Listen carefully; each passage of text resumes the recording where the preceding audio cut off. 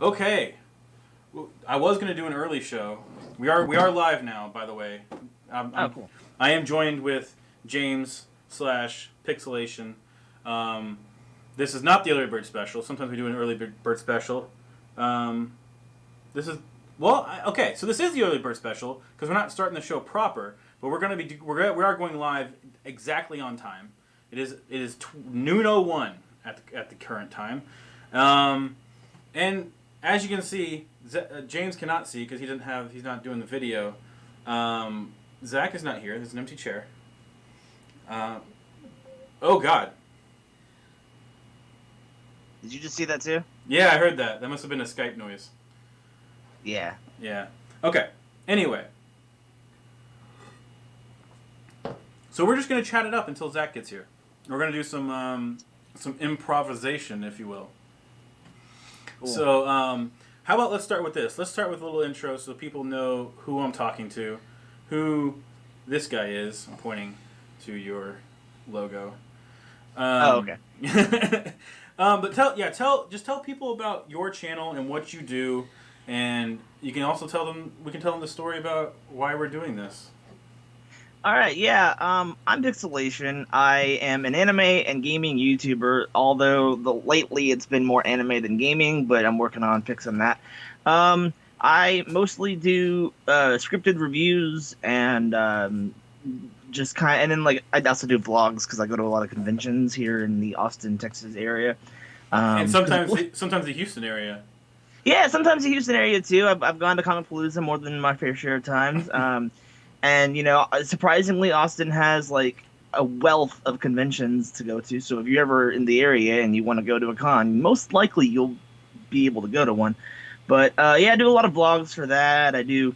Um, I'm actually working on doing a bunch of other kind of variety content as well. But yeah, we met like what 2016, 2017. Three Actually, three Comic Paloozas ago. yeah.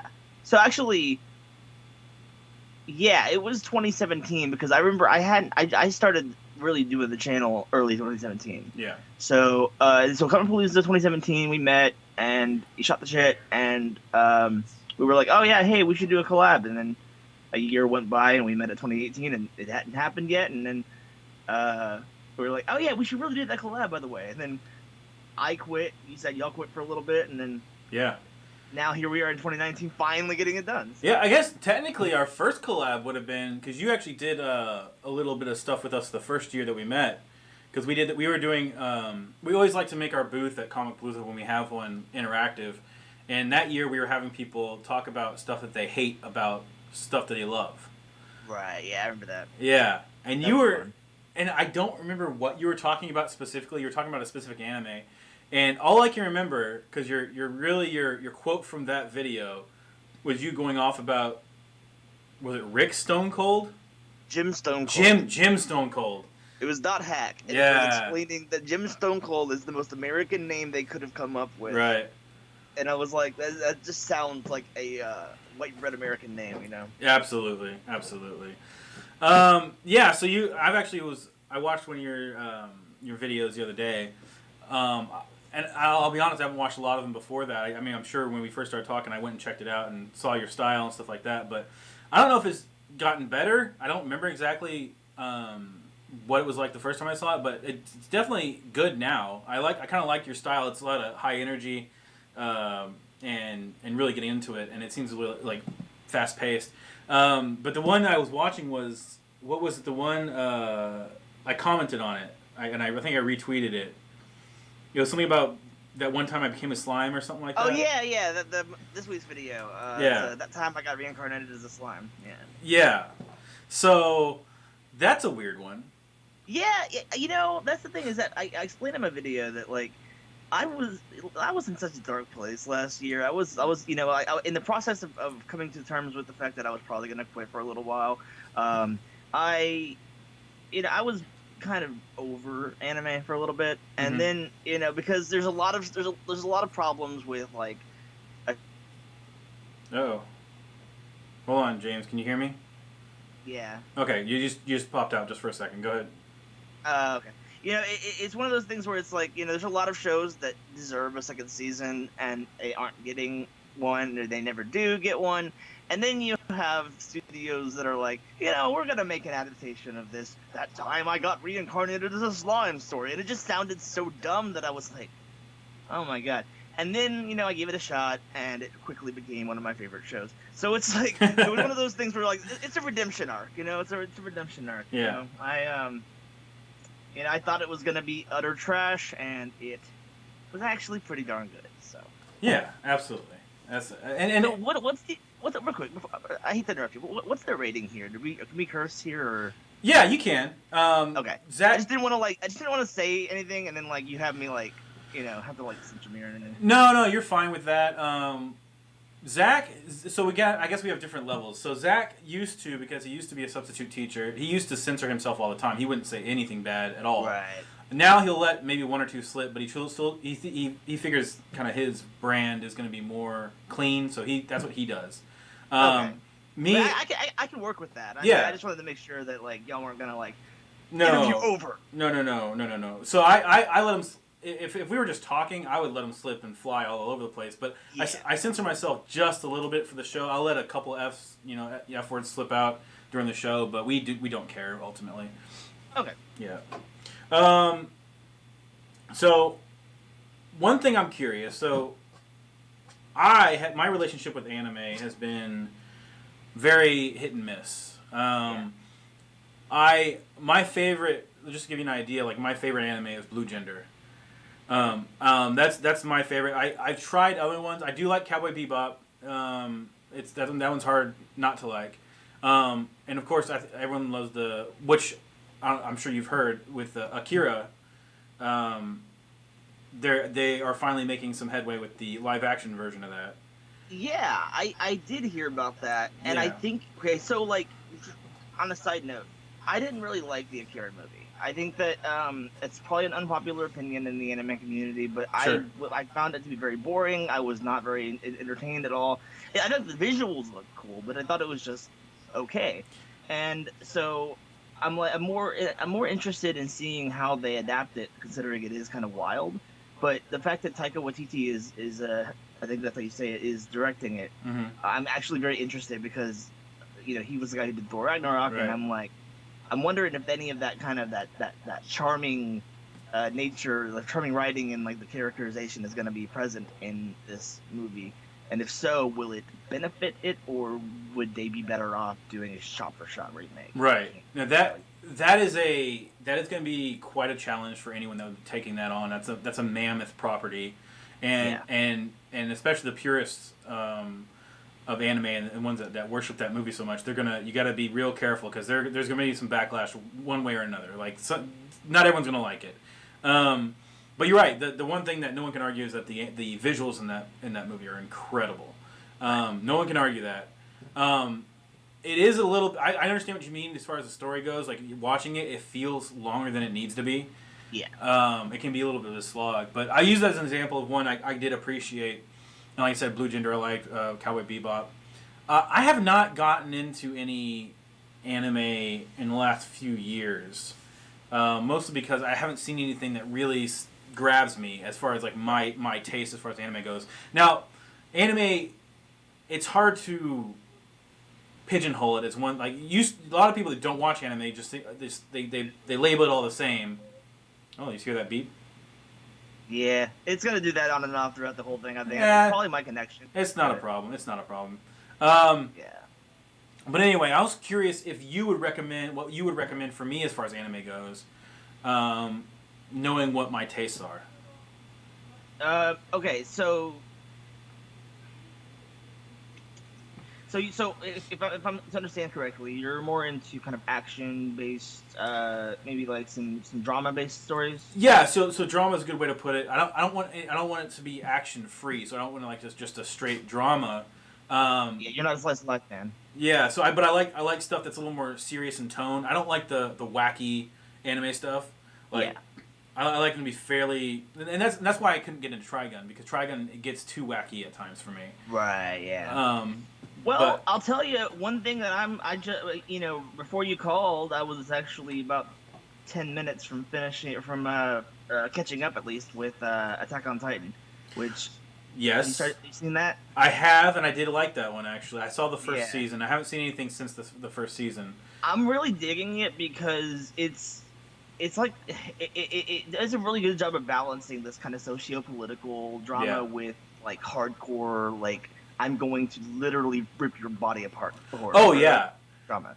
And it's one of those things where now that I'm like actually catching up, I'm like, dude, like I don't know how much money goes into the visuals of this anime, but there's some good like moments of like if you screenshot some of these moments, like there are some good ones. I actually just tweeted some last night. Yeah. But like obviously I'm trying not to spoil anybody. I'm doing some like non-spoilery screenshots, but like yeah, it's like there's a lot of really cool moments that are especially in this latest season because they're just they have to make there's a lot of really big things happening this season, so they have to kind of make it look cool, And yeah, what drew me into that show, Attack on Titan, is it's the straight up just like what you're talking about, like kind of the gore stuff. Like it's shocking, like it does because it surprises you sometimes how far they'll go, Right. in what they show you, and the premise itself, like the only thing about that one is they do what I think a lot of animes do, and they hold on to the mystery of it for a very, very long time. Oh yeah.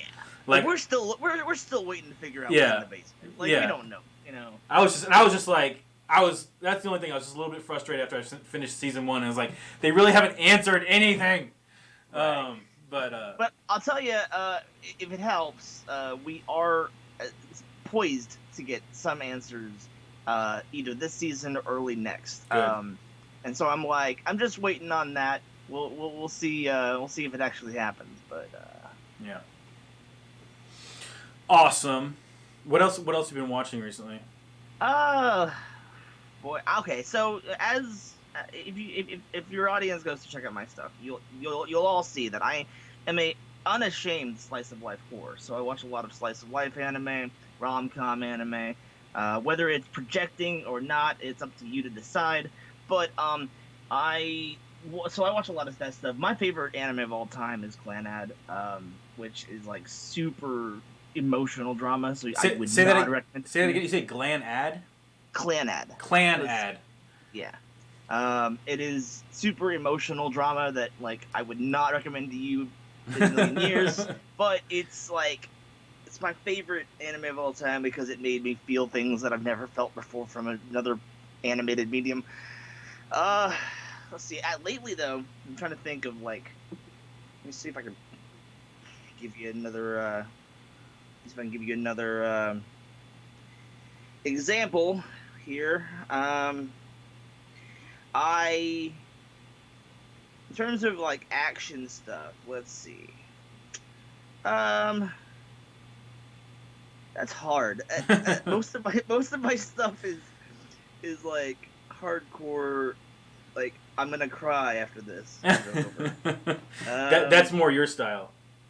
Yeah, and it's one of those things where I can't seem to really get enough of it, honestly. It's like a lot of people are like, "Oh, I have to watch it based on how I feel," and I'm like, I'm always feeling this way, so I'm always gonna watch this. Black Clover. Black Clover's a good one. Clover. Okay. Black Clover. Black Clover. Okay. Yeah, No, hold on. Can you hear me? I think it's. All right. I think it's Studio Pierrot. Oh, say again. You went out for like 6 seconds. Yeah. I wish there was a way I can connect to Ethernet, but I don't think I have it. But yeah, Black Clover is, I think it's a Studio Pierrot, and so they basically give them a blank check, and they're like, okay, we're gonna give you as many episodes as you need. Just go with it. Kind of like Naruto was, where they kind of were like, we're gonna give you as many episodes as possible. Just make it just fit those episodes. So Black Clover does the same kind of thing. So now they're currently on 85 episodes, and I'm 35 episodes in. Wow. And it's really good. I mean, I didn't like it at first, but then I was like, I'm gonna give it a second shot 2 years later, and lo and behold, I actually really enjoyed it. So,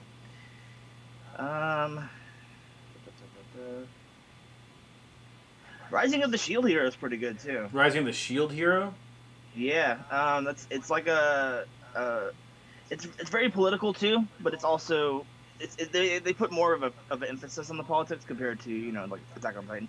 Um, the idea being that there's this, it's kind of like one of those sent into another world anime where like the guy is like brought into another world to save it, and everybody basically turns on him, and he has to kind of, not only does he have to fight against the monsters, but he also has to fight against the people. So he has to kind of like figure out what the conspiracy is behind why everyone hates him and things like that. Interesting. I'm looking at some pictures of it right now. Yeah, and it's like, oh man, this is one of those shows where like a lot of sub purists are, they'll be like, no, I will never watch an English dub as long as I live. I cannot patronize the English dubbers. And I'm like, yeah, you're taking it too seriously. I like both subs and dubs, and Rising of the Shield Hero has an excellent dub. See, I would argue so good, in fact. I would argue that can you hear me? It might be. Yeah, there we go. Okay, so yeah. What I was gonna say was, as far as that goes, like especially if it's an action type of show, is if you're just reading subtitles, you're missing some of the show. Like you're missing some of the action because your focus is not on the visuals. Exactly. That's what I would argue.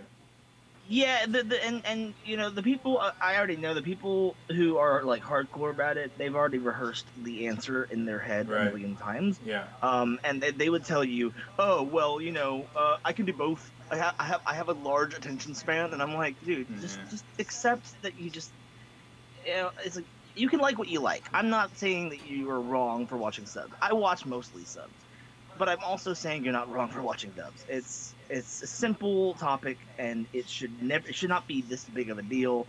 Watch what you watch, like what you like. I don't care. Right, exactly, and that's a good stance to have on it, and that should pretty much go for anything. Yeah. I mean, it's one of those things where it's like I don't understand why people care so much about what other people watch. Yeah, like it's like, I mean, I care only to the point where I'm recommending it. After that, I'm like, watch what you want in your own choice of medium. If you like subs, watch the subs. If you like dubs, watch the dubs. I don't give a crap. Yeah, you'll see that just about in anything. Like for example, like something that comes to mind is something we're going to talk about a little bit later, for not very long because I'm the only one who saw it so far. But the new Godzilla movie, King of the Monsters, like there are people that are Godzilla purists, and they don't like these new movies just because they're shot differently, and they like the old ones. They feature Godzilla more. You're seeing more like long fight scenes with Godzilla and whoever else, and it's just Godzilla fighting stuff. And I think that it's a completely different style. The style that's done now, I would guess that like a lot of people don't. Why is my dog going crazy? It smells like a Cece's pizza in here. In here? Oh, hey, looky there. Yeah, Zach will be sitting down in front of the camera in just a second. Oh, Buster, are you joining us too? Buster, go on. Buster, go on. Buster, go on. Good boy. Honestly think he can help. Are we live? We're live. The show started at noon, 19 minutes ago. I imagine, but here's the deal. Here's the deal. What's up, Pixelation? Hey, what's up, man? Hey, he said what's up. Yeah. Here. Hola. There you go. Here's the deal. I believe that there is some sort of foreign plot to take over the United States. Starting with you? No. Starting with your neighborhood. Oh, yeah. Yeah, they are going out of their way to block off and isolate your neighborhood in hopes of you losing contact with the outside world, and thusly radicalizing everyone here into a small guerrilla unit, which will take over the next neighborhood. Interesting. And they'll start that process when they shut down 288. I'll tell you what the conspiracy is. It's people in the background stopping this Skype call from going in uninterrupted. Wait, did Frank show up? No. We had some. Every once in a while, one of us. I won't be able to hear him. Okay. But it hasn't been too bad. It has not been that bad. My hair is awful. Look at my hair. Oh, your hair's great. It's freaking fantastic.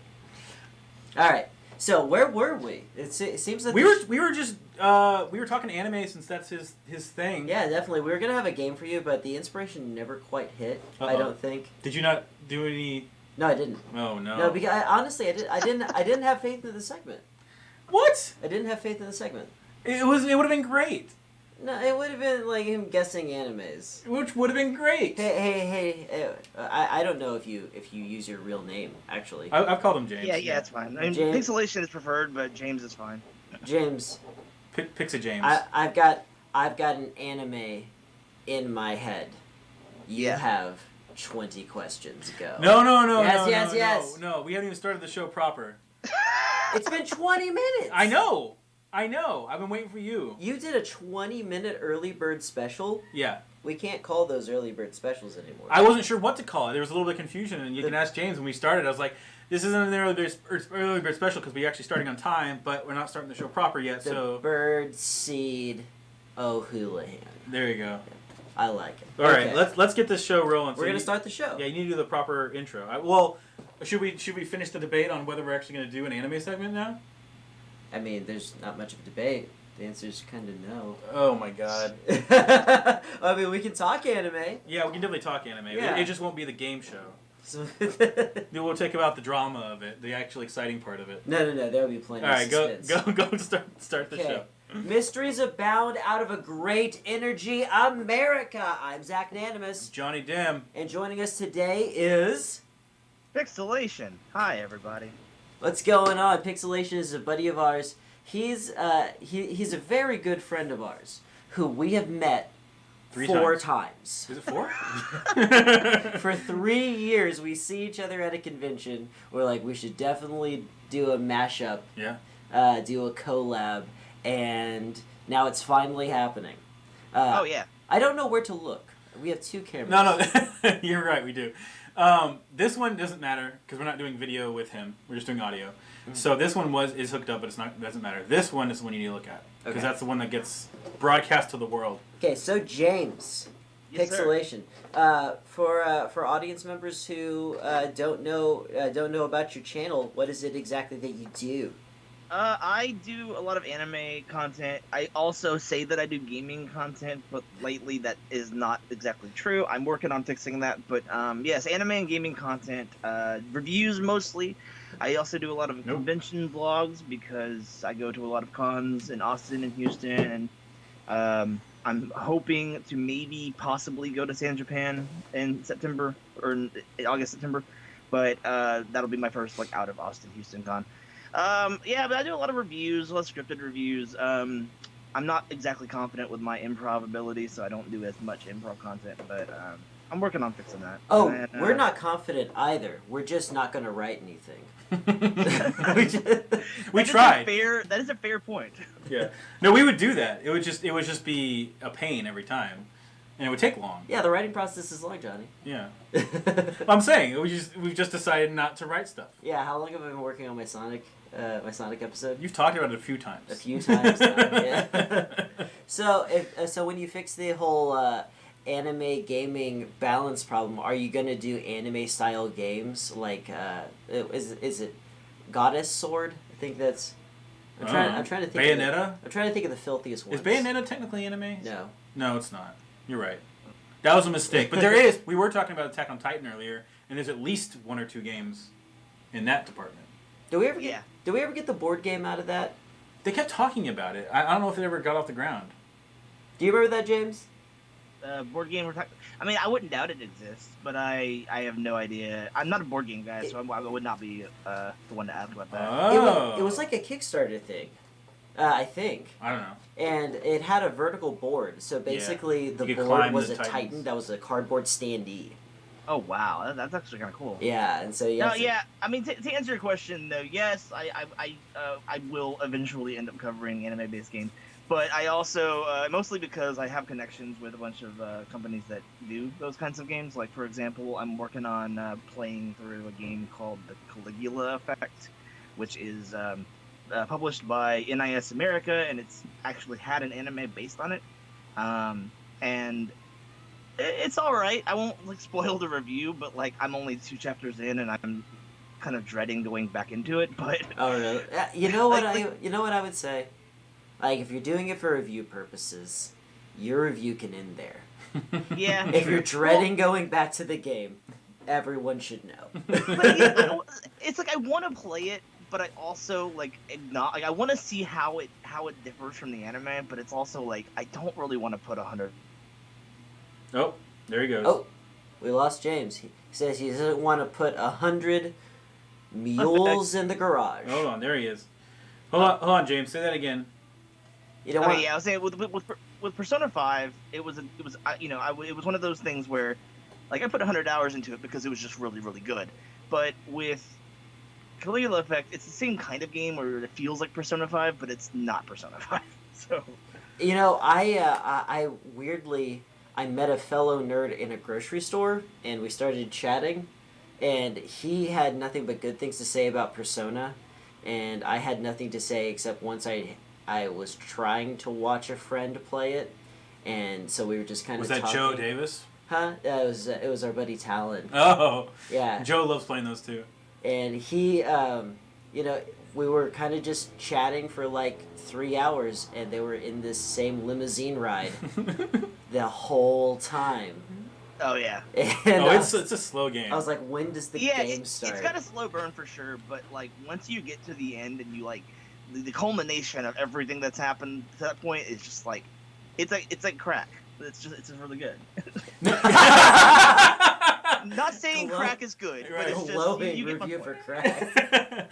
I think that's the real takeaway from this. No, I've actually heard a lot of great reviews for it, but I've also heard if you're not into that genre, it's a pain to get through. But yeah, you got to be into that type of that game. But no, I double checked the Attack on Titan board game.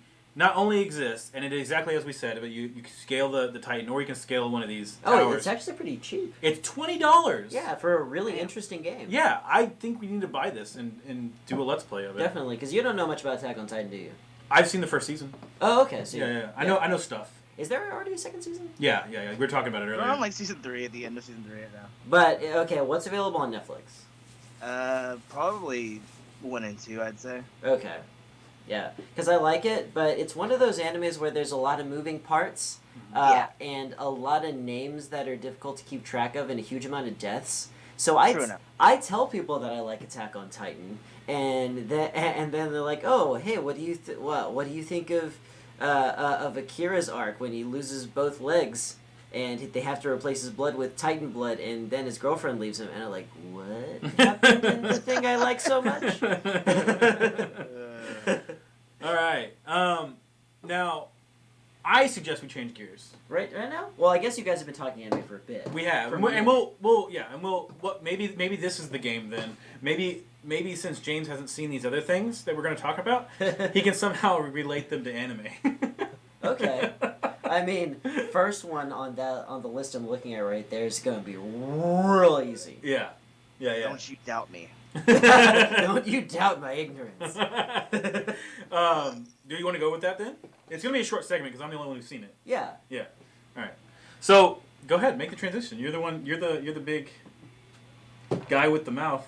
I don't know where I was going with that, but you're usually the guy big guy with the who mouth. manages the. So our first segment is going to be about porn. No. I made a mistake. Okay. He wants to talk a little. If I'm reading his phone correctly, he wants to talk about a movie no one saw except for him, called That's not true. Godzilla, King of the Monsters. Right, and to reiterate, so okay then. okay then. I've got this weird character on today. I've got no idea why. So people did see this movie. The personal anecdotal evidence is not there though, because when I went to the theater, I actually took a picture and tweeted it out that I was the first one in the theater and 12 minutes. One in the theater. Actually, that's true. 12 minutes before the movie started, I was the only person in the theater. And I did stay because I figured there was an after credit scene because there was in the last Godzilla movie, and I was right. Uh-huh. No one else stayed for it. So that sounds like the movie's bad based on that evidence, right? I mean, it just means it's not popular. Right, but people did see this movie. Not as many that saw the last Godzilla movie. Diminishing returns is what we call that. Right, but they're about to make back their money. There's like 147 million budget. When they release the Dunkaroos tie-in, Godzilla Dunkaroos. Yeah, that's it. That's how they're going to make their money back. Yeah, absolutely. No, but they're doing the movie's doing fine, and they've actually already finished production on Godzilla vs King Kong. They've actually already finished filming it and everything. Why? I'm looking forward to that. Well, okay, why? Because they're giant monsters and they're fighting. James, is he gone? Did we lose him without knowing it? James? We there he did. is. James? Wait, what's up? There he goes. were you listening? No, we lost the connection there for a second. But Okay. but go ahead. What was your question for James? Okay, James. Yes. Godzilla versus King Kong Yes. is the promise of a fight between two characters who have no arc, with a completely flat arc. Is that enough to sell a movie to you? I think it would be entirely based off the brand.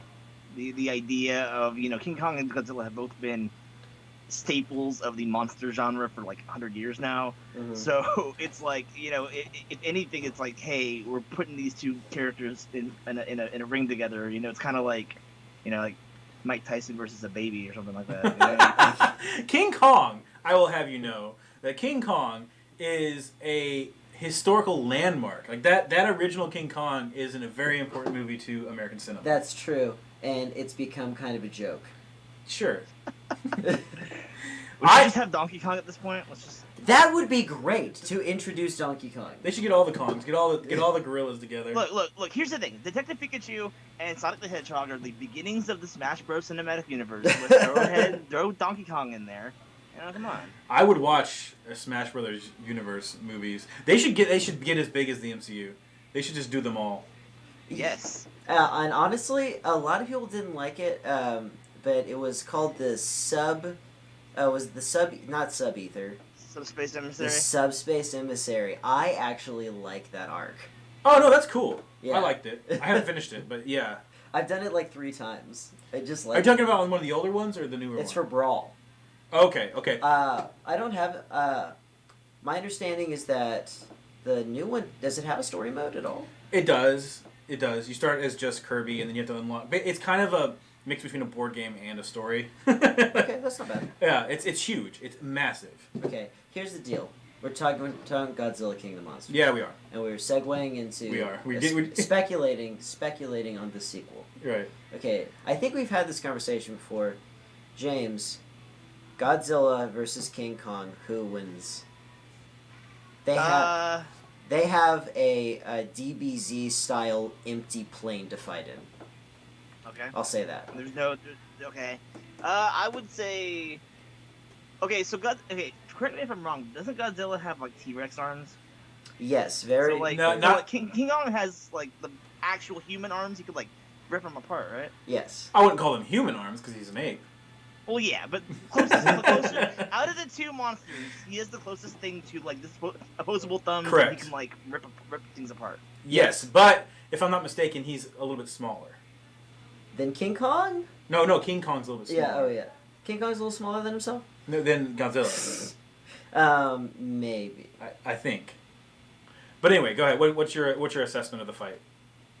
Oh, okay. So I don't know how much you heard before because my internet's terrible. But anyway, no. What I was saying is that he's the closest thing out of those two monsters to something that has opposable Right. thumbs, and therefore he can like rip things apart. Whereas Godzilla would be like trying, but he couldn't to Mhm. reach him. Mm-hmm. Okay. Is that it? You just think that Yeah. So I'm gonna say King Kong would take that. It may be a close fight because Godzilla has a little fiery breath or whatever, but yeah, King Kong. Well, I think the advantage goes to Godzilla in my opinion, but the thing that King Kong, I think you're right with is the opposable thumbs, and all that kind of stuff does go to his advantage. I think he's also faster than Godzilla. Mm-mm. Yeah. He may be more agile. Right. Here's the thing about Godzilla. He does not breathe fire. No, it's like a He breathes nuclear. Yeah. It's nuclear breath, and he can actually use it to propel himself. It's that powerful. Oh, excuse me. I'm sorry that I didn't know all that nerdy shit about Godzilla. You're an anime guy. It's Japanese. It's Japanese. It's anime adjacent. Hey, that's racist. No, I okay. I think they're gonna the way that, especially with the end credit scene that happened in King of the Monsters, what I think is going to happen, and they actually teased the. How was the movie? I know we haven't even gotten there yet. Yeah. Here's my whole review. It is ridiculous. It is obscene. It is weird. It does not make a lot of logical sense. All right. But it's a fun movie. Okay. I liked it. I can appreciate that. Yeah. Because I was frustrated about a quarter of the way through. I kept poking holes in all their logic, and I was like, why are they even... This is so dumb. And then they did this one little twist, and I was like, no, I'm on board. This is cool. And I just enjoyed the rest of the movie. What is the movie even about? Like, I know Godzilla is there. Yeah, so Monarch is basically... As you find out through the King Kong movie and the last Godzilla movie, they kind of have trying to keep tabs on all the... You're talking about Skull Island. No, I'm talking about Monarch the organization. They're the ones that actually manage all the, like, they know, they're figuring out where these monsters are either frozen in ice, hibernating. The production company. Yeah, I guess, yeah. Okay. Yeah, and then they're, in the beginning of this movie, they're basically in front of Congress trying to defend what they're doing, and Congress is like, no, the military needs to take this over, you need to help the military. And that's where it starts.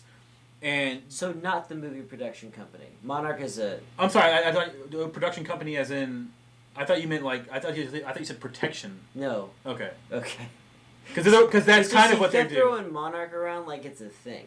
It is in the movie. I think it's in the Japanese ones too. James? He probably doesn't know. James left the call. He got bored with my discussion.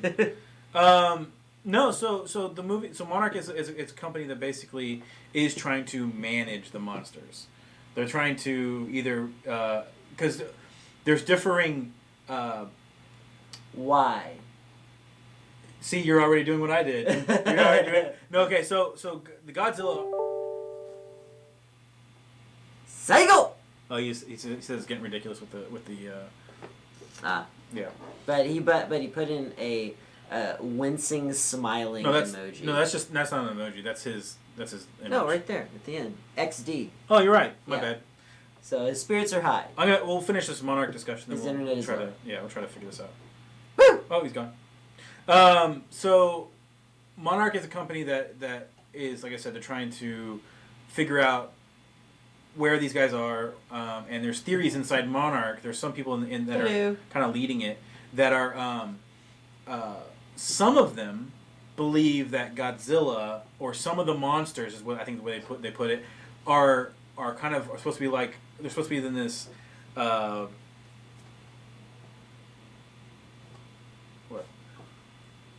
Keep going. Okay, so he's going to reconnect. Yeah. So the thing is, Monarch is trying to, like I said, some of the people in Monarch and the higher ups believe that they're supposed to be like I forget the word, but it's basically where humans and these monsters can live in harmony, and some of them are trying to destroy the world, and they believe Godzilla is a protector because that's kind of what he did in the 2014 movie. Is that he fought the other bad monster. I never saw. I didn't think he did. Yeah. But he fought... Is that the John Krasinski movie? No, you're thinking of Breaking Bad guy. Yeah, Breaking Bad guy. Yeah. Breaking Bad guy. Bryan Cranston. Yeah, Bryan Cranston. He's in that one. But that's like in the 2014 one, he fights other monsters. He fought other monster, one other monster. Yeah, which was trying to breed and create more bigger monsters that were going to destroy the world. That is a stupid idea for a first Godzilla movie. Whatever. So that's what happened, and so the theory is that Godzilla is a good guy, and my favorite line though, just to give you an idea of how ridiculous this movie is, my favorite line in the movie I laughed like out loud in the theater, and I usually don't do that. And this was even the comedies. Usually, okay. Unless it's something really really funny. Okay. But this guy. Okay, so they've discovered this. What's his name? Kagira or something like that. The one that has the three heads. It looks like a dragon. I'm not sure. Anyway, so I know Mothra, Godzilla, Gamera, Gamera. I think it's Gamera. Gamera's the turtle. Okay, Gamera's the turtle. But anyway, so they're talking about him, and it was hilarious. Their little researcher that's part of Monarch, she's like, I've I've torn through all the records and all the history and all the books, and I can't find anything on him. So it's almost like they were afraid to record him, or they were afraid to write about him. I'm like, what kind of cop-out is that? Are you kidding me? Just because he's not in the record book? Oh, there must be... you can make up anything. There must be incredible Wi-Fi in the sea of Japan. He's like, they better not say anything bad about me on Facebook. It was hilarious. The movie, I will end Okinawa. Right. For just the wrong emoji. You have no idea. The movie I thought was good. I actually gave it a solid 72. Yeah? Yeah, because it is ridiculous and it's a little long at times. There he is. Yeah, well. Saigo! James? Oh, Hey. There he I want to is. go to James. I want to go to James Coney. So are you closer to your router? A little bit, yeah. I think... Okay, no. Okay, for a second I could hear myself in your background. But But I unplugged my headphones real fast and then put it back in. So Sweet. how did you feel about the Bryan Cranston Godzilla movie? me, I never seen it. Okay. That's two of you. I'm the only Godzilla fan here. Actually, And I'm a very casual Godzilla fan. I'm not a... Oh, I'm sorry, go ahead, James. I was gonna say I don't see y'all. I don't know if if I need to see y'all or not, but No, we're good. We got your audio's coming through and it's being recorded, so it's all good. okay, cool. I'm honestly the scale of Godzilla movies I don't find terribly impressive or interesting. Here you go, James. Like, when the problem is that big, there's only a few stories you can tell. Yeah, but I mean, when it comes down to it, it's just you said this about what the hell's the name of that other giant monster movie? The one with Black Stormtrooper. Yeah, I know what you're talking about. Yeah. John Boyega's. Yeah, that's the guy. Pacific Rim. Yeah, you said that was a fun monster movie. Pacific. The second one, at Pacific least. Rim was a fun monster movie. The scale was a little lower, like they actually had a walker droid that was small and can do like fun things with the buildings and stuff like that. Oh boy. Okay. You know, All right. They had special weapons and they had things to do outside of the robots and stuff like that. Like when your title character's Godzilla, there's like a few things he can do. That's it. Okay, so I'm not going to convince you that it was good, but I enjoyed it, and if anyone out there likes Godzilla movies, I don't know, go watch it. Fine. There. Maybe I will. Fine. I wasn't judging it, honestly. No, I'm not. It's But just you're Godzilla- speculating that there's not much they could do with it. Godzilla doesn't get me excited. Yeah. Well, he gives me rock hard. He really does. Yeah. I can see it right now. Yeah. Now it's like you very can't. distracting. What I'm saying with like some of the. You're wearing a red shirt and red I pants. am. So the what I found, like, some of the ridiculousness of it is they keep talking about the radiation that he gives off and the radiation that a lot of the other monsters give off. Is it ionizing radiation? I'm just saying that they would all be dead. Like every single person. Not if it's not ionizing. Well, I would imagine it is. I mean, you can, but we're being bathed in radiation right now. We're safe because it's Okay. You know what I want to talk about now? all right. I want to. You know what? Let James choose. Okay, here, James. These are the options. All right, we can talk about Swamp Thing, which you haven't seen. We can talk about Orville, which you haven't seen, or we can talk about what we've been playing or watching, so everyone would have something to say. We can do the watching thing. Yeah. All right. And also, just to be safe, maybe we should do that anyway because my connection is on its last limb. Yeah, we'll get that out of the way, and then you can just knock you right the hell off. We really can. No, you have the power. We're gonna go with me first because I have a segue that I was prepping for. All right. So I've been watching. This better be so good. I've been watching Chernobyl.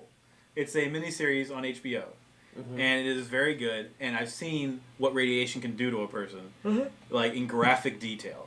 And so that's what made me think of the Godzilla thing. Is because everybody who got within a certain radius of him would die a terrible, terrible death. If it's ionizing radiation. If it's ionizing radiation, yes. But it's, I mean, it's I would, no, it is, because there's something that happens in the movie I just remembered. Yeah, absolutely.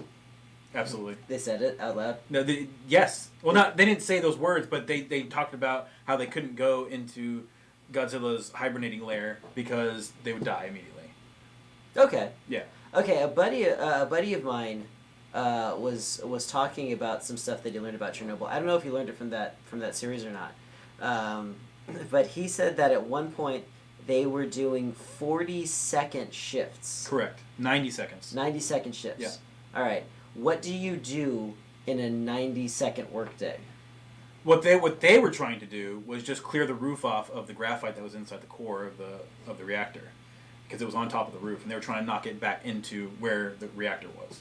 Okay. And they were told, do not look over that edge. If you look down into the reactor, you're fucked. Okay. Yeah. And so was there like a constant conveyor belt of dudes that was like just kind of like... No, there was, so inside there were different levels of roofs. So they were in a building that was higher than that roof. So there was a door that went out to that roof, and there's a guy that was basically running the crew. And what he would do is he was like, okay, everybody go, and there'd be like 3 or 4 of them that would run out on the roof with their gear on, and they'd have 90 seconds, and they actually showed a real time 90 seconds of them doing this, and they were trying to move this graphite off the roof. And so then what he would do is he had a shovel, and he would hit it against a pipe when 90 seconds was up. Boom, boom, boom, and then they would all come running back in, and then the next crew would go out. And they would have to go, and they would have to get basically washed down. And one of the guys, this is kind of the dramatic part, I hope I'm not giving too much away, but he gets his boot torn. Because of, yeah. No. Oh yeah. This movie, or this miniseries is so good. It is so good.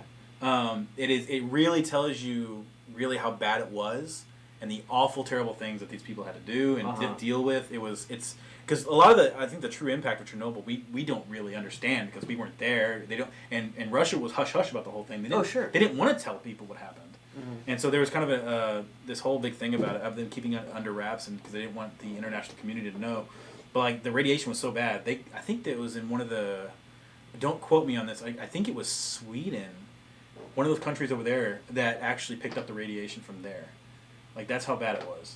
I don't know if it was Sweden, but you know... It was one of those countries in that area. I don't know, it was Norway. Norway definitely felt it. My dad actually... I was born, like, 2 days inside the disaster. Which is what makes you the modern Godzilla. Exactly.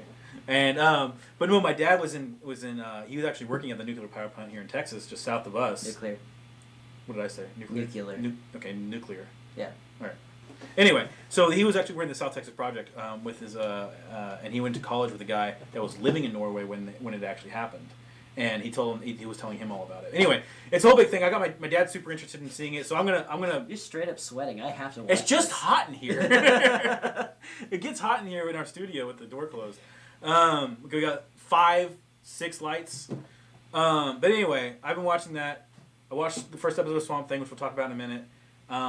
Been playing some Golf Story and streaming it. Yeah. And that's a lot of fun. I love that game. It's so much fun. And then what else have I been watching? Oh, I've been watching bits and pieces of This Is Us because that's what Frank is streaming right now. What is This Is Us? You don't know what This Is Us is? No. It's the show you watch when you want to cry. What's it about? It's about a family. real quick, I just want to interject real fast. Go ahead. If you are excited about This Is Us and you won't watch it. No. Slice of life anime. You have your priorities. James, I will have you go back. I will play this back for you. I said I've been watching it. I said I haven't been enjoying it.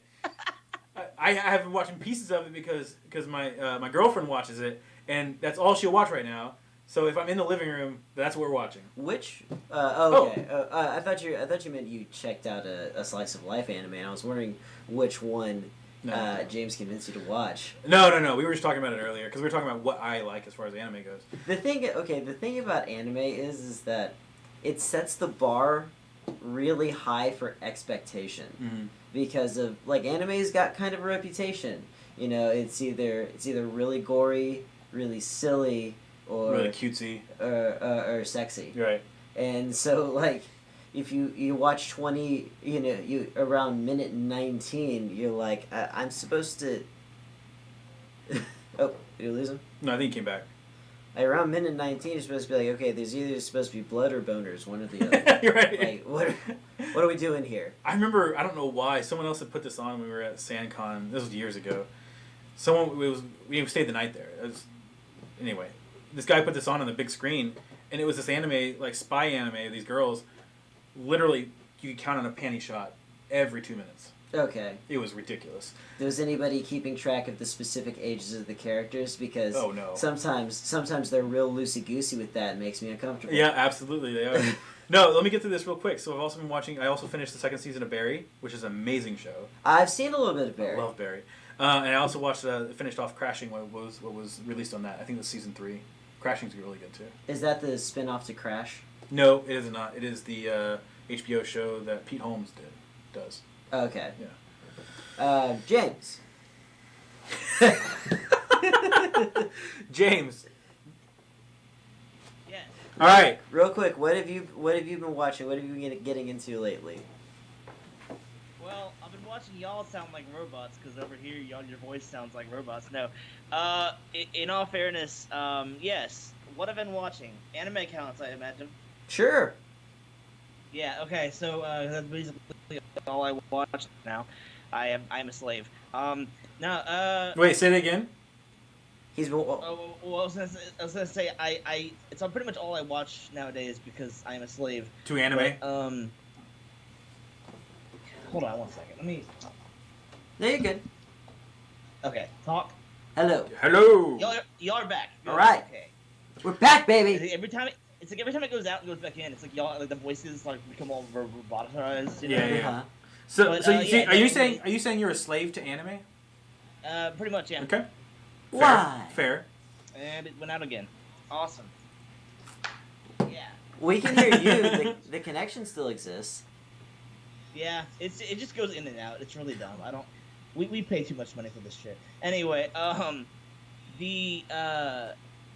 I was telling Johnny earlier, I am actually about 10 minutes away from finishing or catching up with Attack on Titan, and I love that show to death. It's just like it's got me. It's got me. Also, I'm trying to think. I just finished.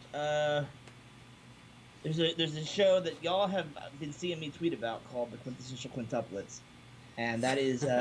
I missed out on that. What's up? I missed out on those tweets. Oh yeah, well, whoever runs the Warlocks account has been liking them. So That's me. I didn't know who. That's me. Okay, that's you. Okay, yeah, but yeah, it's a pretty good one. Very much a kind of refinement of the slice of life genre. I'm actually gonna have a video about it soon.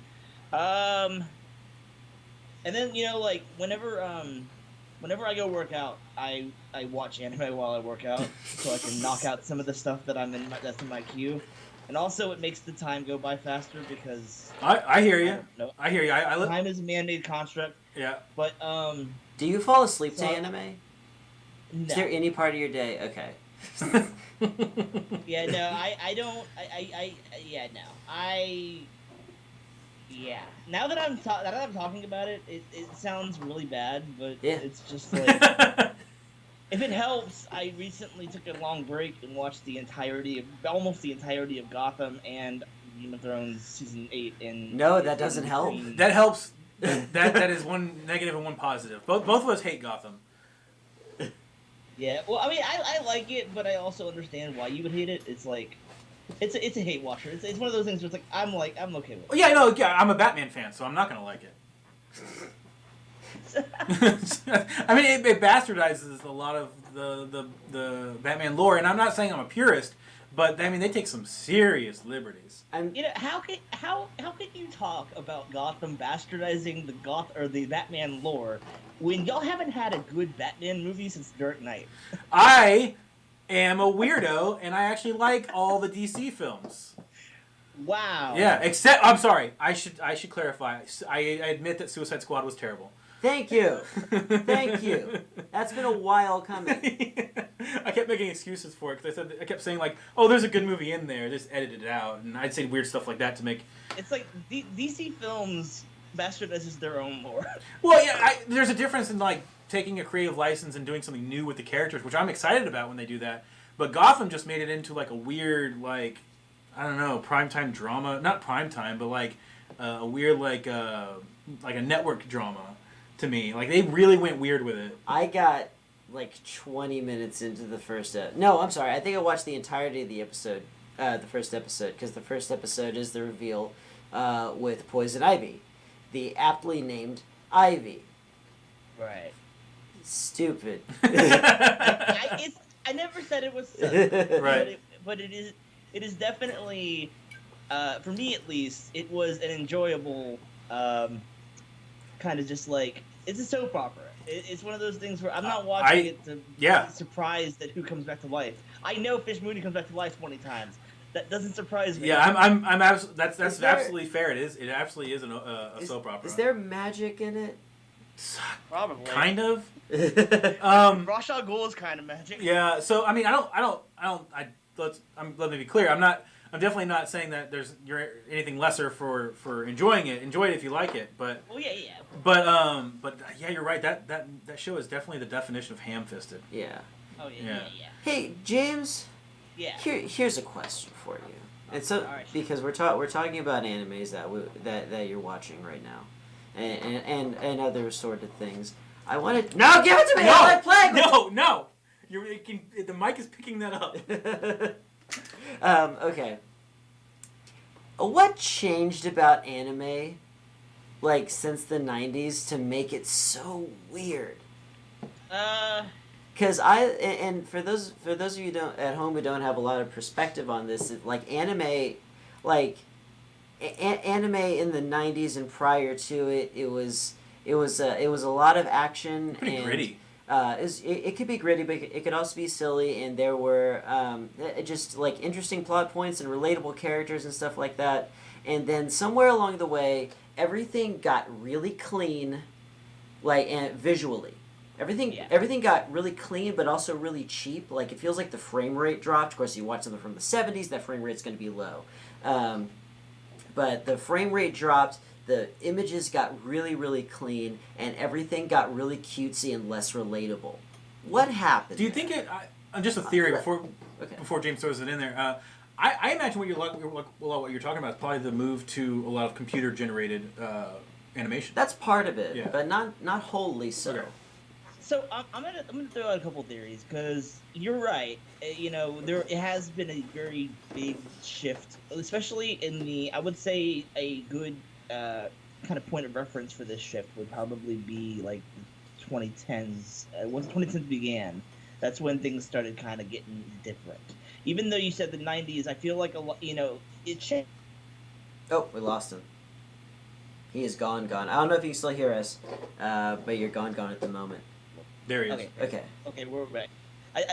I'm gonna whenever that happens, I'm just gonna pause and I'm just gonna resume whenever it comes back. Sounds good. But the I think there was a change in between the 90s and 2010s, but I think the biggest change, and this is what I'm going to reference, is going to be around the 2010s when that happened. But one theory that I have is that, and this may have always been the case, I don't know, but funding is very atrocious now for anime. They animators are working for pennies. They're doing it purely out of love for the art. They're not really doing it because it makes them rich. Now, that being said, they because they have such low funding, they have to work with what they're given, and therefore you get the lowest common denominator stuff. Yeah. And we had talked about this too about video games. Okay. That's not to say that the whole industry is doomed, because you have studios like Kyoto Animation who are their workers are salaried. They're not based on freelance. So there is a movement, even if it's a small movement, to kind of focus on the quality rather than quantity. and that segues to another theory of mine, is that because of the funding and because they have to make some kind of profit, there are so many new shows out every season. Like probably 30, anywhere from 30 to 50 new anime shows every season. So that's times 4. That's like 200, 300 shows a year that somehow have to fight for your attention. It's like on YouTube, but the only difference is they're making money with anime, and we're not. Right. So it's like it's with, like, because of the fact that they have so many new shows, there's less of a focus on, making. Whereas in the '90s, you had a lot, but you didn't have a lot. And you had shows like Dragon Ball Z that could go on for 200, 300 episodes and without going on a break. Now you have shows that are like, hey, let's give them the beginning and hope that they sell enough to make the next part. Is there a lot of pressure on each individual project to be the next DBZ or One Piece? I think in certain circles, yes, like Black Clover, anything by Studio Pierrot. I think Naruto tried to emulate it, and they kind of succeeded because they managed to get 500 episodes. Yeah, I would say so. That was one of the success stories, and you have stuff like, Black Clover is fighting for it. They're in their 80s. I think the 80s episodes now, or they're like the 85 episodes in. And so they're trying to kind of go for that, but it's very rare when you see a show that just goes on indefinitely, like Dragon Ball or Naruto did, and you'll find that it's mostly stuff by Toei Animation. It's mostly stuff by Toei Animation, by Pierrot, Pierrot Plus, all that. You have certain studios that are like, okay, we have the money to just fund this because we know that people are going to eat it up. But then you have studios like, I don't know, just an offhand example. You've got studios like Shaft, okay, like that can't. I mean, like they put so much effort into making things clean, and they have their style to uphold that they can't always make their shows last indefinitely like that. But yeah. Okay, and there was one more thing I wanted to touch on, and like definitely a glut of stuff like that and low funding makes a lot of sense, especially when, I don't know, I've always been really I'm someone who's capable of like seeing the frames. I can practically count them in real time. Right. And so it bugs me. But the other thing is that animes right now are super duper tropey. Yeah. Like it's like there's basically like 3 kinds of protagonists, and then like 5 kinds of fight scenes that they can have. Right. You have like the fish out of water overpowered guy who doesn't even know his own strength, and then you've got like disinterested loner who's like, I have to kill him because killing has to be done. And then there's like more of a and then there's kind of a snarky like scoundrel, Yeah. and that's basically what you get. And then like it's they're way overpowered, they way overpower everybody else. It's a silly fight where they don't actually want to hurt the other person. It's a gang of people that they sneak up on. It's a gang of people that they don't. Mm-hmm. Yeah. And honestly, I think that has a lot to do with the fact that these studios are looking at it like, we have to make money somehow, and we know that shows like Dragon Ball or and things like that are popular and they will sell. So let's make something that's very similar, tropey.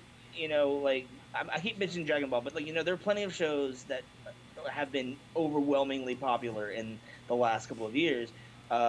And there's a lot of times, just like with Hollywood, there's a lot of times where they try to emulate what's popular, and they try to they're like, that succeeded, so if we do something similar, then surely that's going to succeed too. Yeah, it happens like, in for video example, games right now a lot, just because Yeah. everything's a third-person shooter sandbox with RPG elements because it works so Exactly. much. Mm-hmm. Yeah, Works like, so if well. it's not broke, don't fix it.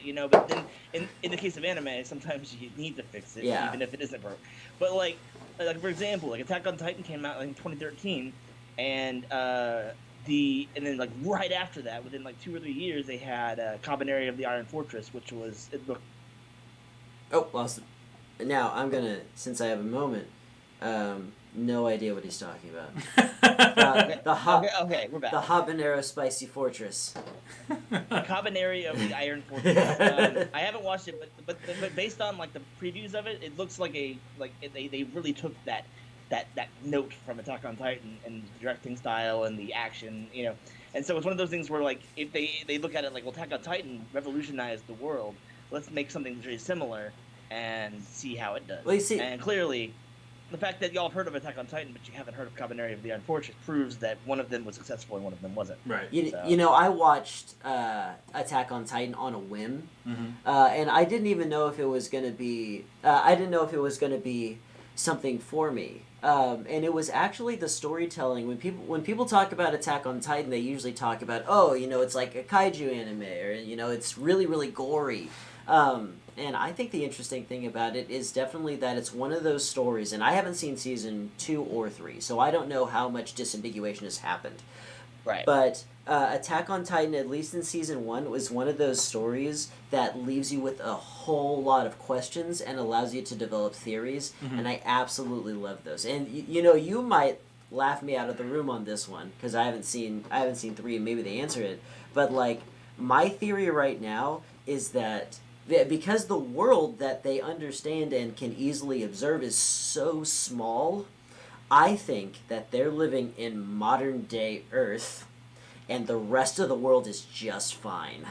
Like, we put all the Titans on one island and some people got stuck there and they developed this weirdo culture around it. So the real world. We put all these people on one island. Let's see what shenanigans happen. The whole thing's a reality show, actually. That would like the Earth South Park episode where they make Earth into a reality show. Yeah. That would not be satisfying. That would not be satisfying. But the idea that all the Titans are on one island and the rest of the world is just fine because the Titans can't get across, I would be fine with that. Yeah. So. Yes. I was going to ask Zach what he's been watching. Something weird. Something really, really odd. Oh, yeah? Right now, I am straight up addicted to speed run progression videos. And basically, these people are usually speedrunners or taskers themselves. And I was almost going to do the thing that they do in every episode, and that's explain what tassing is. I'm not going to do it. And basically, it's a brief, sometimes feature-length history of how a speedrun for a particular video game got to where it is now. Sure, the evolution of it? Yeah, I thought you were calling me out on something. Oh. It's actually kind of difficult to hear you. Oh. Just a little bit. But there, it's really, really odd because I had, huh? No, that was you. That was me. It's really, really odd because I had kind of an unkind thought during one of them. It was the Mario Kart Wii episode, and I say episode. This is a lot of different people making these videos. Sure. But a lot of them know each other and reference one another. It's almost like its own little community on top of the speedrunning community. I digress. There was this. They find all of these ridiculous tricks through tassing, and people really work their ass off to get themselves frame perfect for these tricks. And this one guy, it's something they call an ultra shortcut, where basically you run around a smaller portion of the track and the game thinks you ran the whole track. Yeah. And so he keeps getting his time down real low on this one track. It's not like they're running the whole circuit. One track he's going for the speedrun for. He makes it. It's something like a track, like 3 laps in like 24 seconds. And then his record stays for 6 years until he beats it again. Oh, it's because no one else is doing it. The thing is that in order to do that, you got to stay sharp. Yes. Okay. So with breaks in between, for 6 years, he never really stopped playing Mario Kart Wii. And like really specifically Mario Kart Wii, and really specifically this one track. Yeah. You know, I'm sure it didn't dominate all of his free time, but it was in there somewhere. Sure. And like when he broke the record 6 years later, he videoed himself doing it, and he was super excited. Of course. And my unkind thought was, man, what kind of accomplishment is that really? Yeah. But here's the thing. The nihilist in me was like, what kind of accomplishment is anything? At least the dude's happy. Sure. Bare minimum, the guy's happy. Absolutely. I had a similar thought. Yeah. Earlier. Today, when I was trying to get no, before that. I was prepping for the show, and I was just watching random YouTube videos off to the side while I was doing some stuff.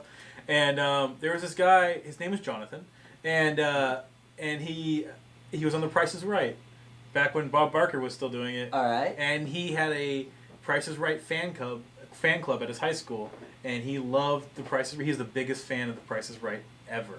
And he got on The Price is Right, and he got up to do... Did he immediately die from shock? He almost. But it was like he was the happiest I've ever seen anybody. And I was like, that would never be me, Yeah. but he's happy. So... Here's a question. Yeah. Did he make it past the first round? No. Oh! He was one of those ones where... No! It was rough, yeah. So it was one of the ones where you had to guess the numbers in the price of a car, and he got one off. He almost made it. How do you not make a special... Okay, what they should have done. And Bob felt bad about it, too. He's like, I really wanted him to win. That's poor planning. Yeah. But I'll tell you why. They don't have to bend the rules for the kid. What they have to do is invite the whole fan club. And the fan to club, another show. No. Well, I was gonna say another episode. If they're gonna have him on the episode, yeah, they should have invited the whole fan club. Sure. That way, it's friendly competition, and somebody from the fan club's gonna win. Right. You know. Hey, James. He's gone right now. Oh, he'll be back in lost just a his second. room I was tone. gonna say we can go ahead and okay, here he is. Hey, James. Yeah. We'll go ahead and let you go now. That way we can stop dealing with this bad connection. Okay, real quick before I let you go, while y'all were on the topic of YouTube videos that y'all been watching, Yeah. I wanted to just go for it. I want to do a plug. Not that he needs a plug because he's like hilariously big, but lately I've been kind of addicted to watching Mr. Beast videos. Have y'all ever watched him? The LA Beast? No, that's Mr. Beast. Beast. Oh, okay. Um, No. I'm thinking of someone else. But yeah, go ahead. Okay, so if you haven't, and it goes to anybody watching, for some reason, if you have, I mean, I only recently got tuned on to him, but he is ridiculous. He does videos where he will because he has basically screw you money. Like, he has money that he looks at it like, I don't like money, I want to give it to everybody. So he'll do philanthropic events and stuff like that. He'll give money to charity and give. I go buy entire stores worth of food and give it to a food bank and things like that. But he makes a spectacle out of it. Mm-hmm. So like for example, there's one where he's like, I'm gonna hire a bunch of people to come and help me clean out the shelves of this store, and we are going to give everything to charity. And so they make a whole day of it. Yeah. Things like that. There's that, and there's like, hey, here's $50,000 if you or technically it's 13, but it's like 13 among several friends. You have an hour to spend it. Anything you don't spend is mine.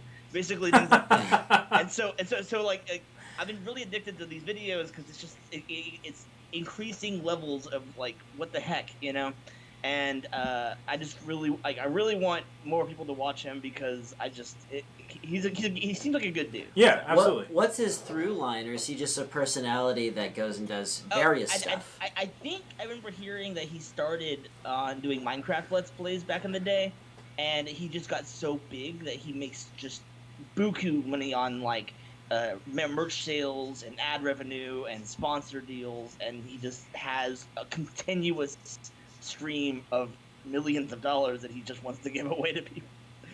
And it just blows my mind because I'm like, that's what we all aspire to be, is someone who just has unlimited money and just was like, hey, here's $1,000, have fun, things like that. That would be nice. Yeah, it would be everyone nice. I meet in one day, give them $1,000. Yeah, that'd be fun. And then they in turn owe me their lives, and I create a shadow network, like the movie The Shadow. That really just sounds like slavery. This is the origin story of a supervillain. Just saying. Yeah, $1,000, man. But yeah, I'll go ahead and get out of y'all's hair. Thank y'all for having me on. Absolutely. I appreciate that. Of course. Do y'all mind if I do a small plug? No, not at go all. for it. And by the way, check the any link that he's talking about right now. Check the description of this video, and there'll be links for you to follow. Awesome. Yeah, I'm Pixelation. I'm a YouTuber. He's still super small, but if you like anime, if you like games, then check me out. Give me a sub if you want. I'm also on Facebook, on Twitter, Instagram. I just recently started Snapchat where I just post the weirdest stuff. Like they have a filter where you are a cat. They have a cat filter, and I just posted like a video of me meow. So it's like Snapchat is like an experiment. It's like an experimental thing for me. It's like, I'm just like posting really weird stuff, but yeah, I'm on pretty much everything. If you like what you're hearing, if you like what you see later when you check the channel, then yeah, I'd love to have your support. But and then also, obviously, if you're not subbed to these guys, then do that too. Aw, thank you. Oh wow. Yeah. Well, James, thanks for coming on the show. Welcome back anytime. You're Austin based, right? Yeah. Okay, that's gonna be the tricky one. Maybe we'll do like a special Austin trip to go see my sister. Yeah. Well, we should we'll make it it with Pixelation so we can actually do a video, so there's no connection problems. We should. Right. Yeah. That, and we should also. I said that in earnest and in good faith. All I was thinking whenever you said that was, whenever we actually do a video together, we need to like have me stop every now and then. Okay. But All right. But yeah, man, thanks so much. I'll see y'all later. Cool. Yeah, Later. take it easy. Okay. Man, I couldn't decide if I was gonna roast him while he was here or after he left. Hopefully he's still watching.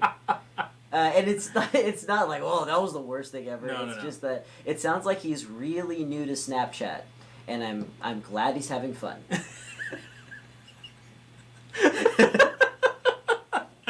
Jim, Call back.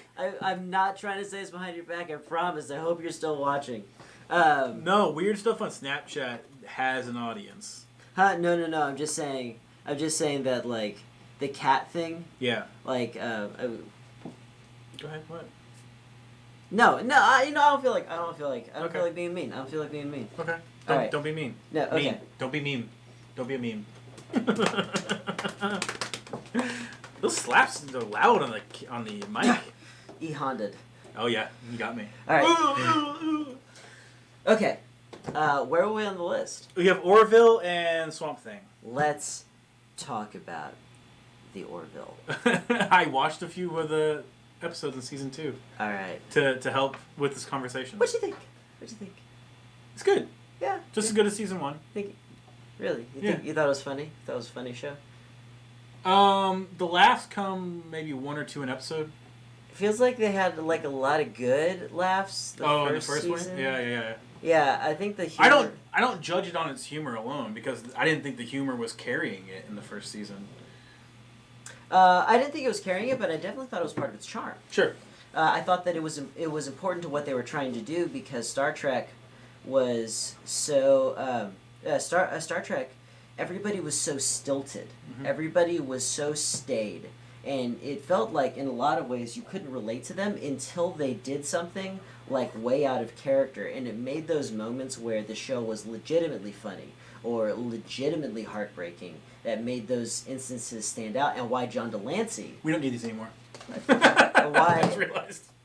And why John Delancey was so much fun in the show is because, despite the fact that he's literally a god, he might be one of the most relatable characters.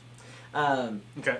So, the Orville Season 2 comes out, and it's just like, the bones of great comedy are in there, but they're just not, like, it seems like they had an idea for a joke, and went with their first idea for every punchline. I agree with you. Real obvious stuff. I agree with you on that one. And because I remember there's a scene where they're talking about how what's his name, Borat.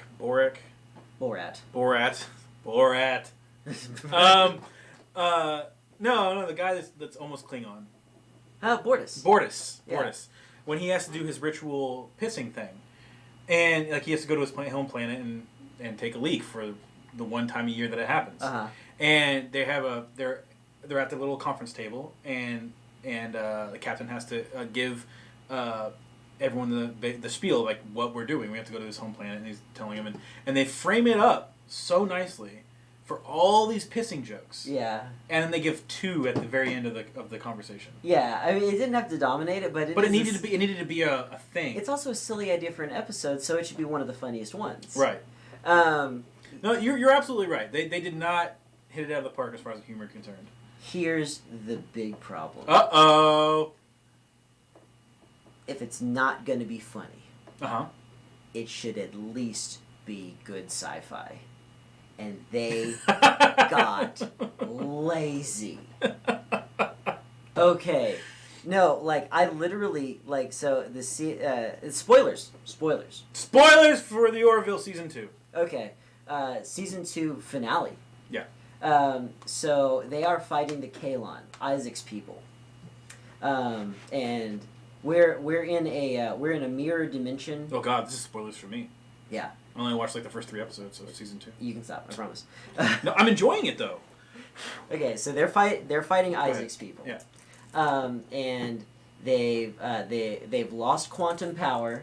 They can no longer go faster than the speed of light. Okay.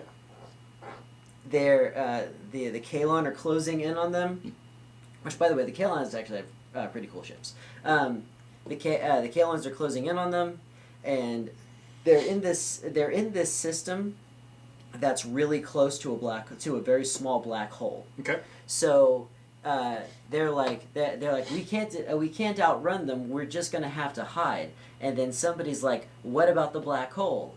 And then somebody else is like, we can't. The gravity will crush us. First off, not really.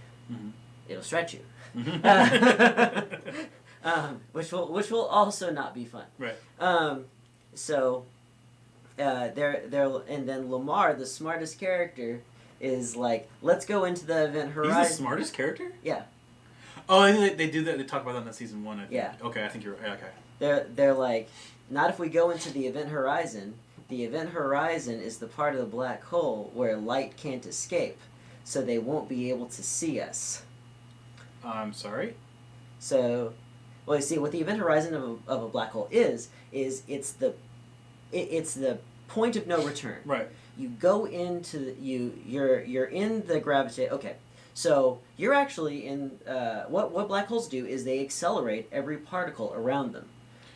You're being accelerated by a black hole at the center of our galaxy right now. Sure. Every particle that makes you up, and every particle you've ever interacted with is under the influence of this black hole. Sure. You get close enough to the black hole, it starts accelerating you past the speed of light. Right. That point at which it starts doing that is called the event horizon. Yeah. Now, the reason that they're called black holes is because it's moving particles faster than the speed of light towards its center of mass. There is no light. No particles. There's no particle in the universe that can move fast enough to escape it. Sure. Including big ass ship. Right. So they go into the event horizon. Uh-oh. They wait there. They talk a little bit about time dilation, which was interesting. Uh-oh. So like they basically wait them out. It takes them 5 seconds, but they're gone 9 hours. Yeah. Not a bad idea. But the thing is that while you're in there, you have to talk about why you're not spaghettifying and how you're getting quantum drive back online in order to escape. Right. Because they didn't. They just kind of flew out of a black hole. Can't do that. No, you can't. You can't even fly away from it. Right. Even if you're not past the event horizon, Mm-hmm. you have to orbit it and gain speed and and the thing is that the solution for this, and I keep telling people this, I'm a crazy person who won't stop talking about the science of the Orville and the story structure. Uh-huh. The thing is that on that ship, you've got the Union's best pilot and the smartest human. Uh-huh. All right?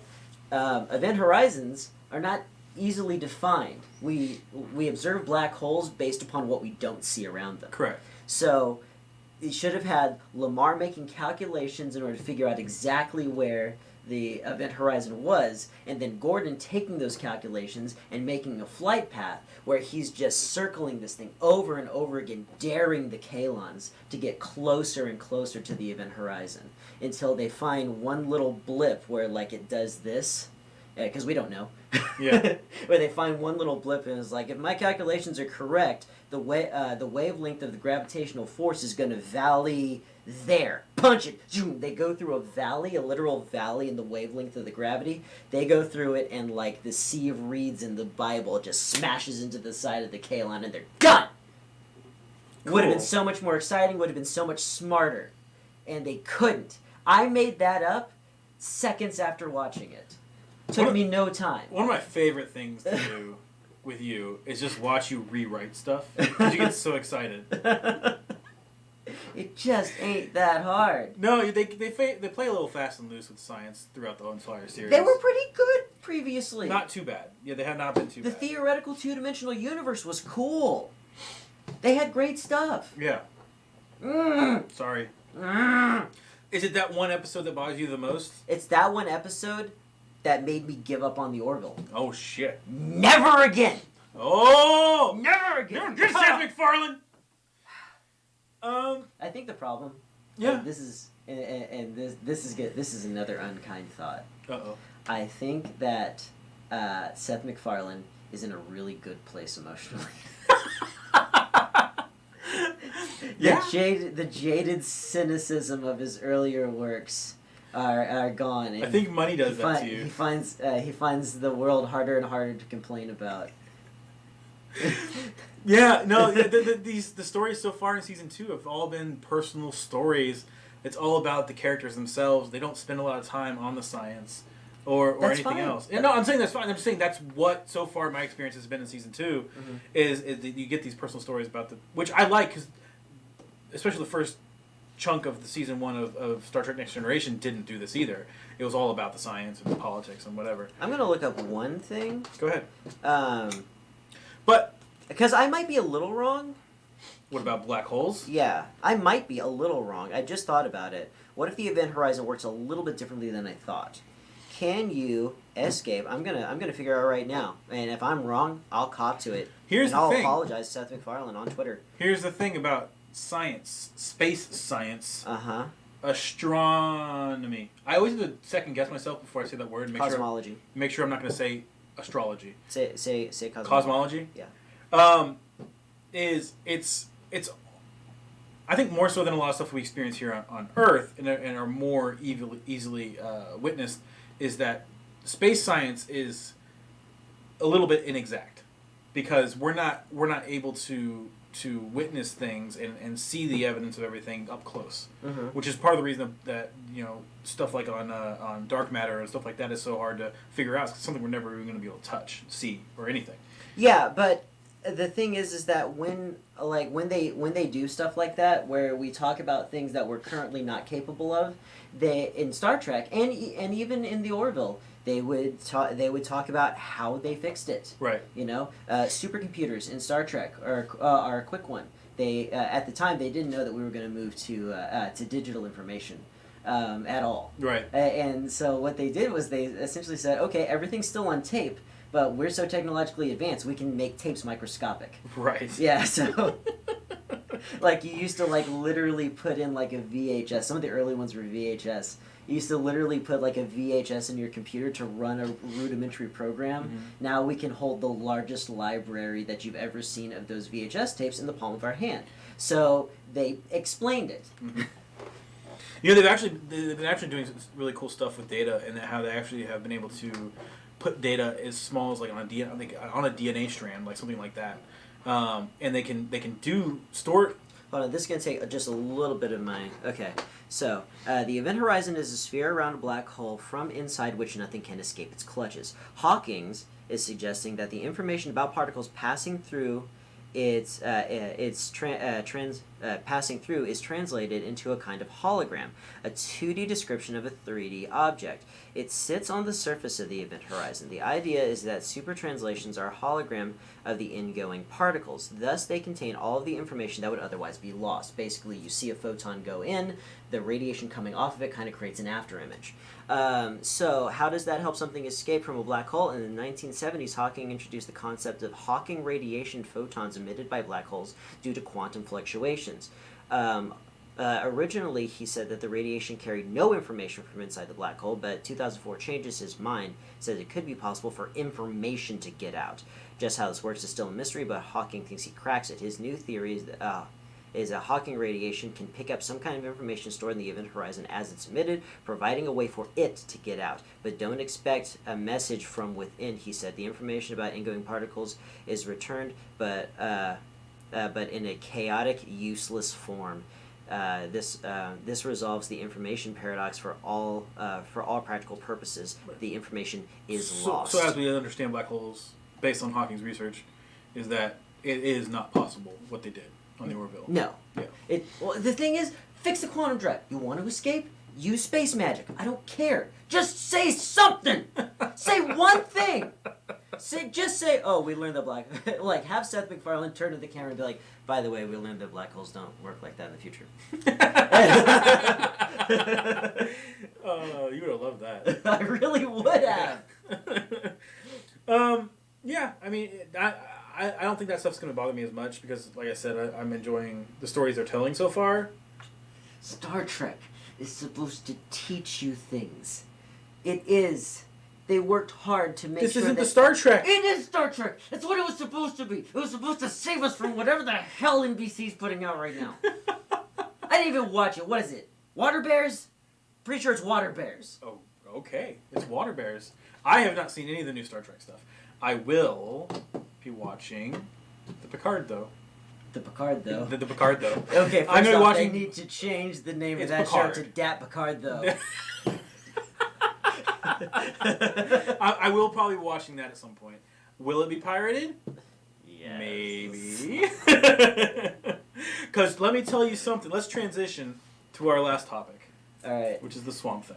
Okay. And the transition I'm making here is that... Another character I just don't care about. That's fine. So here's the thing, though. What they're doing with Swamp Thing is that they're doing exactly what CBS All Access, yeah, CBS, is what they did when they released, and what they're doing with their shows. They even though it's a streaming platform and they can put all the episodes up at once, they don't. They put them out one a week. Right, so that you don't get the free... You don't get this free trial and binge watch it all. And I find that really annoying and frustrating. Which is why I don't want to give them CBS my money. Here's the thing about doing that to make sure that people stay with the service longer. I think that you would make more money... Oh, wait, it's free trials. They do free trials. They should do month to month. They just keep it cheap. Yeah. Don't even do the trial. Just keep it cheap. Yeah, $3. I'm going to say at least $5. You think? Yeah, because even, like, DC is like 7-ish, 7 to 8. That's too much. I don't think so. Well, it's like, oh, you get comics. No one cares about the comics part of it, but the shows they're putting out are not bad. I stopped watching Doom Patrol. Yeah? Yeah, because you know how I feel about the fourth wall breaking. And they're starting to do some of that, and they made basically there's a scene where a field mouse... Can you believe this guy? I'm sorry. There's a field mouse, like his parents or something, his dad, the field mouse's parents gets run over by the van, the bus that what's his name? Mr. Robot? That's a show. Robot Man. Yeah. Robot Man. He's driving the bus and it runs over the mouse parent. Then Mouse Parent. And then 2019. Forget Mouse Guard. This is Mouse Parent. Yeah. All right. New band name called it. So there's a scene where the fucking mouse is talking to the narrator's talking to the mouse, and the mouse is talking to the narrator, and that's where they lost me. That sounded cute. I hated it. I like that. And then you find out that the narrator talks the mouse into seeking revenge on Robot Man, so the mouse gets inside Robot Man and screws with the circuitry. Well, okay, the narrator's a real guy. He's the antagonist of the show. He is not Mr. Nobody. He's not Mr. Nobody. What is he? He's the narrator. Wait, so Mr. Nobody and the narrator are two different people? Yes. He references himself. He's like, oh, there's me. He does that in the first episode. There's no way. It's two different voices. It's not. It's Alan Tudyk. That voice is not Alan Tudyk. The narrator's not. It is. Okay, here's another thing I have. IMDb it. Okay, fine. You know what? I'll do it right here. All right. Because, like, I was really proud. But here's the problem. Uh-huh. I find the show very confusing. Partly because of this reason, and also they do weird time travel stuff, and it's really, really confusing. Okay. And this is why you love Swamp Thing so much? No. I mean, it's less confusing. So, maybe. Really? Okay, Swamp Thing. I don't know how out there they're going, but Swamp Thing in the DC universe right now is like a magic character. And Yeah. Well, I think it's like an occult thing, isn't it? Because him and, what's his name? The leader of the Justice League Dark. Batman. No. I know what you're talking about. Yeah. John Constantine. Yeah. Like, they have a thing going. Yeah, like they work intimately because Swamp Thing is a manifestation of this thing called the Green, and basically it's the Force, but only for plants. Yeah. And so that's what the Swamp Thing is. He's powered by the Green. He's a guardian to this Earth, because this Earth wants to perpetuate the Green. The thing is that Poison Ivy is also like a keystone for the Green, and she's a bad guy. So it looks like, well, okay, actually, I'm okay with there being some moral ambiguity with, the actual will of the planet, especially when it relates to humanity. But, like, it's just, wasn't it supposed to be like, oh, what if the swamp was so dirty that it could make a humanoid form? This thing, this swamp thing, and it's scary. Now it's got like pals and like the Force and just ugh. Well, this isn't the comics. This is the TV show. Yeah. So did the TV show capture a little bit more of its heart? I think so, because I think the original Swamp Thing, isn't Alan Moore the originator? I'm not sure. Probably that feels like an Alan Moore. I think he gets credited with a lot of the essential Swamp Thing. In that case, I could be wrong about the soul of Swamp Thing. If it's Alan Moore, it definitely could be convoluted and weird. I could be wrong about that, but in this one they're going with that the you don't know what's happening, but basically there's insanely fast growing vines and things that are happening and killing people and stuff, and you're led to believe in the first episode that it has to do with something something that's man-made that is actually like a chemical they're putting into the swamp. And then so there's some kind of biological thing that's happening, and they actually take a guy who I can't remember his name. His last name's Holland. His name's Thing. Yeah, his last name's Holland. Swamp Thing. And he gets basically swallowed up by this stuff, and that's what creates the Swamp Thing. Okay. Yeah. But the first episode, the big takeaway from this is that it's too early to tell, and I can't tell you how good the Swamp Thing is because I haven't been able to see past episode 1. The episode 1 is just the pilot, and it just kind of establishes some things. It's shot okay. It looks like better quality than stuff like the Arrowverse and all that, like the TV stuff. Yeah, it's much better quality. No patience for it anymore. Yeah, it's better quality. I feel like, from what I read, they put a lot of money into this show. It shows, especially the CG looks really good. I mean, and Swamp Thing itself looks good. Mm-hmm. Like, I don't have any problems with the visuals. The storytelling is fine, but they really haven't been able to flex their muscles yet because it's only episode 1. Mm-hmm. But I'm gonna keep watching it. And if it sucks, I'm probably going to cancel my DC Universe subscription. Yeah, do that. I might watch... Stop giving them money. I might watch the first episode of Titans and see how that goes. Because apparently some people said that was good too. I mean, your Teen Titans is like the Sailor Moon of the DC Universe. You've always got that crowd waiting. Yeah. They're out there. Right. I'm off the Titans train. Yeah? Yeah, they used to be my absolute favorite. I remember you saying that. You really liked them. So Doom Patrol, I just don't think it's for me. Swamp Thing is something I think is good. I'm going to keep watching it. Titans, People say, all three of these shows have been rated very well. So people, so the critics are enjoying them. Well, yeah, they were paid money to say that. Maybe some of them were. Yeah. It's they don't want. Not all of them. They get exclusive, like, hey, come watch the first episode at our event with bacon wrapped shrimp. Would you like to come to another one? You know what you have to do. I'm not going to tell you, but you why are we doing this for free then? I want some bacon wrapped shrimp. I think you have to have a degree in journalism. Really? Yeah, I think something like that. Frank almost had one. Vega, I thought she did. She might. And then, yeah, that's right. And then her master's degree is library science. Librarians tech. Yeah, so maybe we just do that. On the back of her, degree. Actually, we should create a new person. We could ghostwrite for her. Yeah. There's like, it would be no work for her except the occasional conference call. Right. And I do a pretty good Frank impression. Yeah, you did one. Johnny, no, your sister did one. Johnny. Oh God, what are you doing? Feed the baby, Johnny. Feed the Spot baby. on. Just spot on. Oh. I left a trail of butter crumbs for you. Frank is very rarely on the show, but she's the queen of mixed metaphors, and it's my favorite. She's starting to rub off on me. Real stroke of miracle there. I started doing it too. Yeah? Yeah. Oh, man. That's all our topics. Anything else you want to talk about? No. I'd really love to stop talking at the moment. Actually, this show was like 2 hours, wasn't it?